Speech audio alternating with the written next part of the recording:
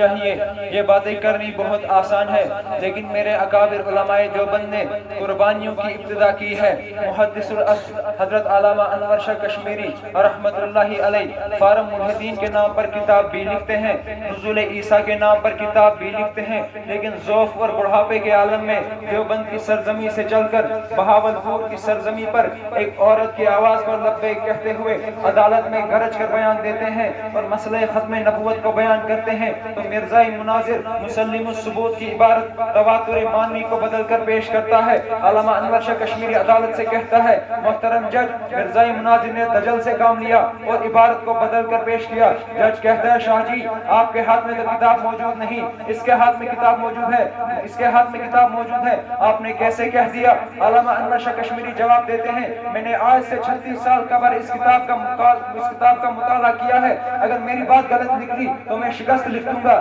حضرت قاری حسین احمد شجاوادی رحمت اللہ علیہ ملتان کی سرزمین میں قید ہے، ادھر سے والدہ کا جنازہ اٹھتا ہے، انگریز کہتا ہے معافی مانگ لو، پیرول پہ رہا کر دیا جائے گا۔ حضرت قاری صاحب جواب دیتے ہیں، والدہ کے جنازے میں شرکت نہ کرنا مجھے گوارا ہے، مگر پیغمبر کی خاطر جیل سے نکل جاؤں مجھے گوارا نہیں۔ حضرت مولانا غلام غوث ہزاروی رحمت اللہ علیہ جب مرزائی مناظر اللہ دتا کے خلاف میدان مناظرہ میں نکلے، ادھر سے بیوی کہتی ہے، تمہارا ایک لوتا بیٹا زین العابدین بہت بیمار ہے، اگر تم مناظرے کے لیے چلے گئے ممکن ہے وہ وفات پا جائے۔ حضرت جواب دیتے ہیں، اپنے بیٹے کو تڑپتا ہوا میں برداشت کر سکتا ہوں، مگر روزے میں پیغمبر کو تڑپتا ہوا برداشت نہیں کر سکتا،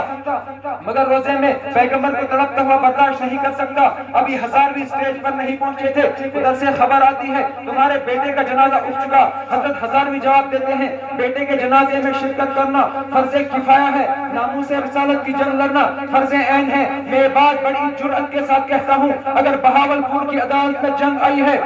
تو مقابلہ کرنے والا علامہ انور شاہ کشمیری دیوبند کا سرکھیل آیا ہے، اگر ساؤتھ افریقہ کی عدالت میں جنگ آئی ہے تو مقابلہ کرنے والا شیخ الاسلام مفتی تقی عثمانی دیوبندی ہے، حضرت مولانا امین صفدر اکاڑوی دیوبندی تھا، حضرت مولانا منظور احمد چنوتی دیوبندی تھا۔ میں بات بڑی جرأت اور دعوے کے ساتھ کہتا ہوں، اگر مرزائی مناظر نے مناظرے کا اسٹیج سجایا ہے تو مقابلہ کرنے والا حضرت مولانا لال حسین اختر دیوبندی تھا، اگر مرزائی تحریر کے مقابلے میں نکلا ہے تو مقابلہ کرنے والا علامہ انور شاہ کشمیری دیوبندی تھا، اگر یہ بلند کرنے والا مجاہد دیوبندی تھا، اگر شیعہ کو میدان میں اتارا گیا ناموس صحابہ کو مٹانے کے لیے تو ناموس صحابہ کی جنگ لڑنے والا امیر عظیمت مولانا حق نواز جنگی دیوبندی تھا، حضرت علامہ علی شیر حیدری دیوبندی تھا۔ میں یہ کہنا چاہتا ہوں، علماء دیوبند نے ہر محاذ پر جنگ لڑی ہے، اسی وجہ سے ختم نبوت کا صحرا علماء دیوبند کے سر پر ہے، ناموس رسالت کا صحرا علماء دیوبند کے سر پر ہے، جہاد کا صحرا علماء دیوبند کے سر پر ہے، سیاست کا صحرا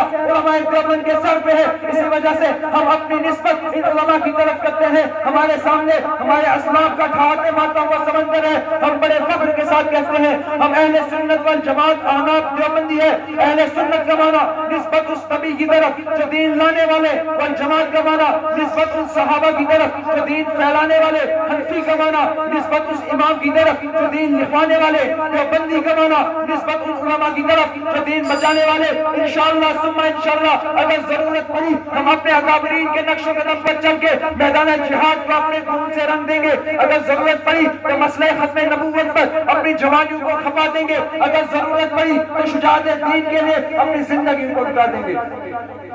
وقت مختصر ہونے کی وجہ سے میں اپنے موضوع کو یہیں پر سمیٹتا ہوں۔ اللہ تعالی ہمیں اپنے اکابرین علماء دیوبند کے نقش قدم پر چلنے کی توفیق عطا فرمائے۔